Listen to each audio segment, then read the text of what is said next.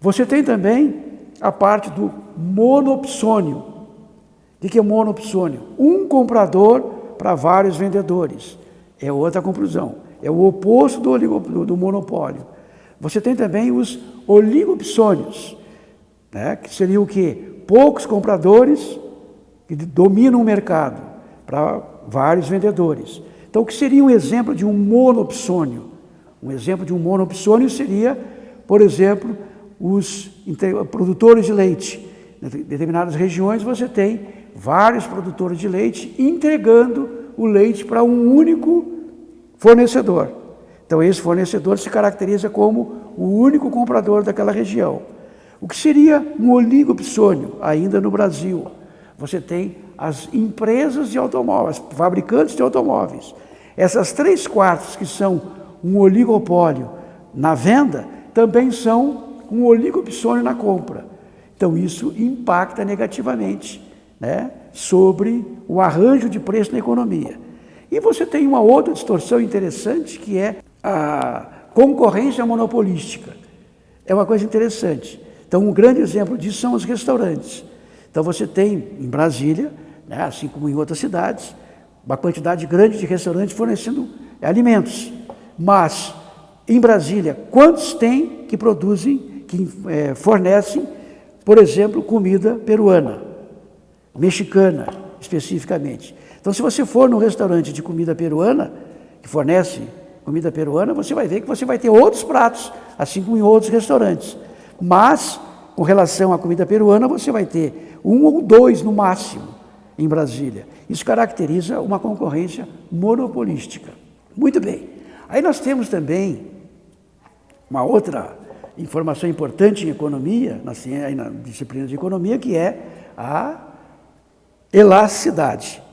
Então, o que significa elasticidade para nós em economia? Significa sensibilidade.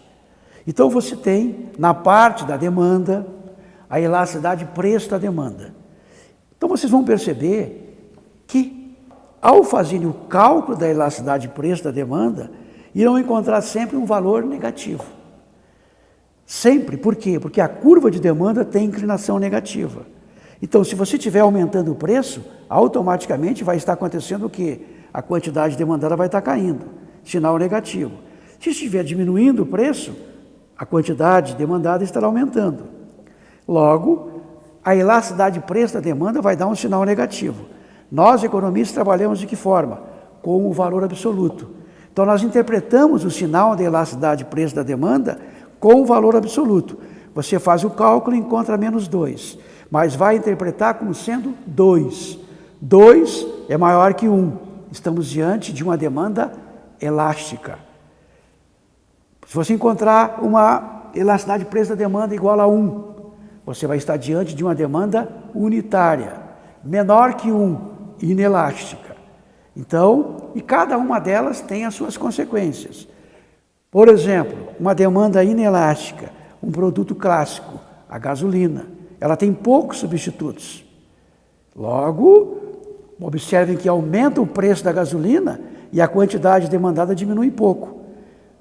Portanto, sempre que houver aumento do preço da gasolina, como a quantidade demandada cai menos que o aumento, você vai ter um aumento de receita na empresa. Por sua vez, quando cai o preço da gasolina, você vai ter o contrário. Nos bens com demanda elástica, quando a empresa aumenta o preço, ela tem redução na receita total dela, porque o aumento de preço vai ter um impacto mais que proporcional na queda da quantidade demandada. Você tem também exceções na elasticidade preço da demanda. Ela pode ser perfeitamente elástica ou perfeitamente inelástica.